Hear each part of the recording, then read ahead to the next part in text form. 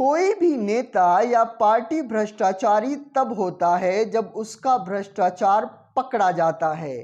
लेकिन भ्रष्टाचार का मतलब सिर्फ यह नहीं कि आप इस देश का पैसा चुरा कर अपने अकाउंट में रखें, अपने परिवार वालों के पास छिपा कर रखें, अपने रिश्तेदारों के पास उसको छिपा कर रखें। भ्रष्टाचार का मतलब यह भी होता है कि इस देश की सत्ता पर बने रहने के लिए आप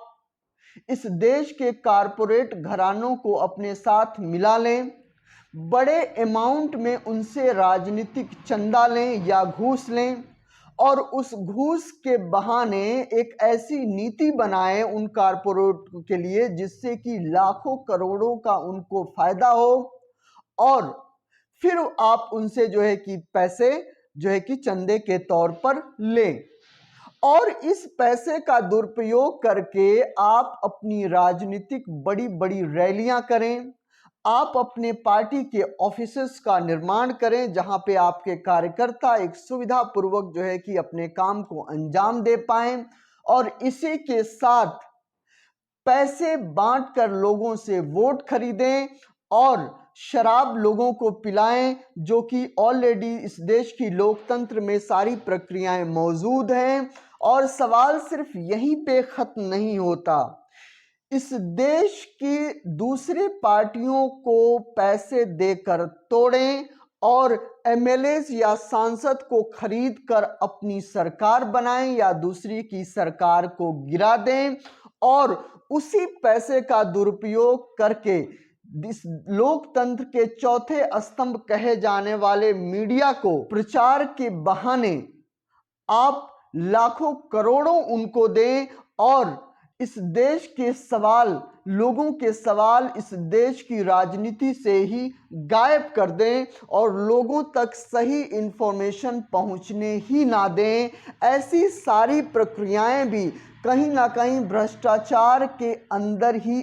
आनी चाहिए या आती हैं। नमस्कार, दिस इज एसके सिंह और आप देखना शुरू कर चुके हैं राजनीति से जुड़ा हुआ प्रोग्राम द पॉलिटिक्स। इस पूरे प्रोग्राम में हम इस देश की सत्ता पर काबिज नरेंद्र मोदी और बीजेपी के एक ऐसे भ्रष्टाचार के पन्नों को हम पढ़ने और समझने की कोशिश करेंगे जो बहुत ही चालाकी के साथ इस देश की सरकारी संस्थाओं के साथ मिलकर अंजाम दिया गया। और मजे की बात तो यह है कि यह पूरा भ्रष्टाचार ना ही इस देश के सरकारी एजेंसी और कानून के रडार में आ पाया और ना ही इस देश की जनता को इसकी भनक तक लगी। लेकिन सुप्रीम कोर्ट के एक आदेश ने इस देश की सत्ता और कारपोरेट को इस देश की जनता के सामने नंगा कर दिया। मामला बिल्कुल साफ था। अगर आप इस भ्रष्टाचार के पहले पन्ने को देखें तो 2018 के आसपास जब इस देश के प्रधानमंत्री नरेंद्र मोदी, अमित शाह और उस समय के फाइनेंस मिनिस्टर अरुण जेटली जो है कि हुआ करते थे, उस समय इस पूरे भ्रष्टाचार की पटकथा को लिखा गया। और इस कहानी का जो मूल भाव यह था कि इस देश के कुछ घरानों को या कुछ कारोबारियों को अपने साथ जोड़ लो और अपनी सरकारी पॉलिसीज के माध्यम से उन कारोबारियों को बहुत ज़्यादा फायदा पहुंचाओ, इस देश के जनता के पैसे को किसी ना किसी बहाने उनको सौंप दो और उसके बाद उनसे चंदे के तौर पर एक मोटी रकम लो और उस रकम या उस अमाउंट के सहारे इस देश पर राज करो। और इसी के साथ खेल शुरू हुआ इलेक्टोरल बॉन्ड का। यह एक ऐसी व्यवस्था थी कि अगर कॉर्पोरेट घरानों से आप पैसे लोगे तो इसकी भनक ना ही अपोजिशन पार्टी को लगेगा और ना ही इस देश के जनता को और ना ही इस देश के कानून को। लेकिन इस पूरे प्रक्रिया में, इस पूरे मामले में नया मोड़ तब आया जब कुछ लोगों ने सुप्रीम कोर्ट के सामने यह याचिका दायर की कि यह पूरा मामला इस देश के लोकतंत्र के लिए खतरनाक है और जो ये गोपनीयता है वो कहीं ना कहीं सरकार को एक भ्रष्टाचारी सरकार बनाने के लिए प्रेरित करती है। और इसका निर्णय बहुत सालों के बाद आया और उस निर्णय में यह कहा गया कि यह जो प्रक्रिया है चंदा लेने की, यह पारदर्शित नहीं है और यह पूरी तरीके से भ्रष्टाचार को बढ़ावा देने वाली प्रक्रिया है। और जनता को चुनाव के द्वारा जो जिस तरीके से चुनावी पार्टियों को चंदा मिलता है उसकी जानकारी इस जनता को होनी चाहिए, जिस विषय में यह पूरा कानून यह उसकी अवहेलना करता है।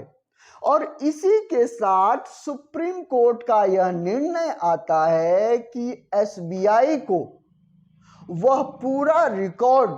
कि कौन से कारोबारी ने किस पार्टी को कब और कितना चंदा दिया है यह चुनाव आयोग को बताए और चुनाव आयोग इसको अपने वेबसाइट पर अपलोड करके जनता के सामने रखे। कोर्ट की समय सीमा खत्म होने से पहले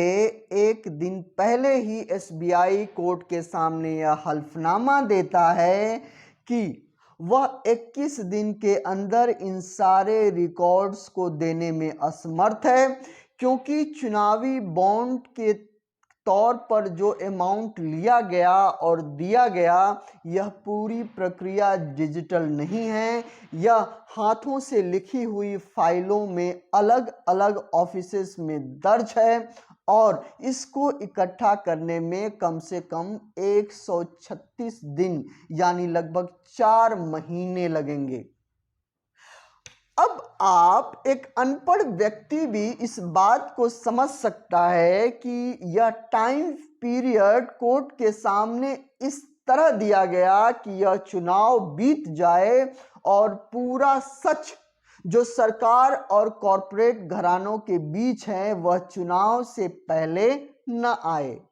आप यह भी समझ सकते हैं कि डिजिटल इंडिया के इस दौर में जब एक क्लिक पर ही लाखों करोड़ों लोगों की इंफॉर्मेशन उसके मोबाइल तक पहुंच जाती है और आप चाहे जितना मर्जी बैंक स्टेटमेंट निकलवा लो, ये सारी जानकारी आपको घंटों के अंदर ही आपको मिल जाती है। दौर में एसबीआई का यह बयान कि इस पूरे प्रक्रिया में वह 4 महीने लेगा, यह वाकई तौर पर हास्यास्पद है और कोर्ट का मजाक है। अगर आप कुल चुनावी बॉन्ड की संख्या को देखें तो कुल जो बॉन्ड था वो 22,217 बॉन्ड था, जिससे लगभग 16,000 करोड़ का अमाउंट जो है कि राजनीतिक पार्टियों के पास चंदे के तौर पर आया और यह चंदा 60% से ज़्यादा का चंदा सिर्फ बीजेपी को मिला हुआ है और बाकी चंदे में वो सारी राजनीतिक पार्टियां हों, चाहे वो राष्ट्रीय स्तर की हों या क्षेत्रीय स्तर की हों, उनमें सब में मिला हुआ है। एसबीआई के इस पूरे हल्फनामे से यह बिल्कुल साफ है कि नरेंद्र मोदी और अमित शाह बिल्कुल भी नहीं चाहते कि 2024 के लोकसभा चुनाव से पहले यह सरकारी फाइल खुले, क्योंकि जब यह सरकारी फाइल खुलेगी तो इसके साथ वो सारी फाइलें खुल जाएंगी जिसके माध्यम से इस देश के कुछ कारपोरेट घरानों को आर्थिक लाभ पहुंचाया गया और उसके बहाने उनसे चंदा लिया गया। और वह आर्थिक लाभ किस तरीके से मौजूद है कि उनका कर्ज माफ किया गया या उनके कंपनी को फायदा पहुंचाने के लिए कुछ पॉलिसीज बनाई गई या फिर इस देश की जो संपत्ति है वो कौड़ियों के भाव उन कारपोरेट घराने को दिया गया। और जब यह पूरा सिस्टम खुलेगा तो इस सिस्टम से यह भी पता लगेगा कि जिस तरीके की अवधारणा इस देश की जनता के सामने इस देश की सत्ता कह रही है कि वह किस तरीके से गरीबों की हिमायती है। इसका पूरा काला चिट्ठा इस देश के सामने खुल जाएगा। आपको याद होगा कि कुछ दिन पहले जिस तरीके से पेगासस के माध्यम से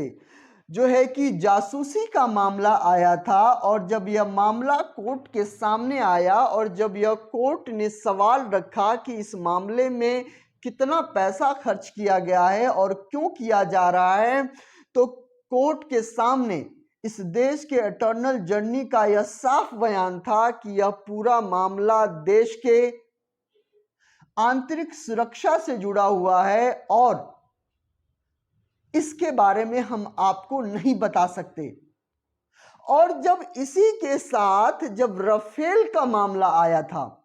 राफेल जब खरीदा गया था और जिसमें अपोजिशन ने यह पूरी तरीके से बार बार यह कहा कि किस तरीके से राफेल के माध्यम से यह घोटाला किया गया, और जब यह मामला कोर्ट में पहुंचा और कोर्ट ने साफ तौर पे इस देश की सरकार से पूछा कि आखिर में यह राफेल इतना महंगा क्यों है। आप एक रिपोर्ट दीजिए मेन उन इंस्ट्रूमेंट की जिसमें बड़ा खर्चा जो है कि किया गया और इसके लिए बड़ा भुगतान किया गया। देश के अटॉर्नी जनरल का बयान था कि राफेल में लगे पुर्जों के अगर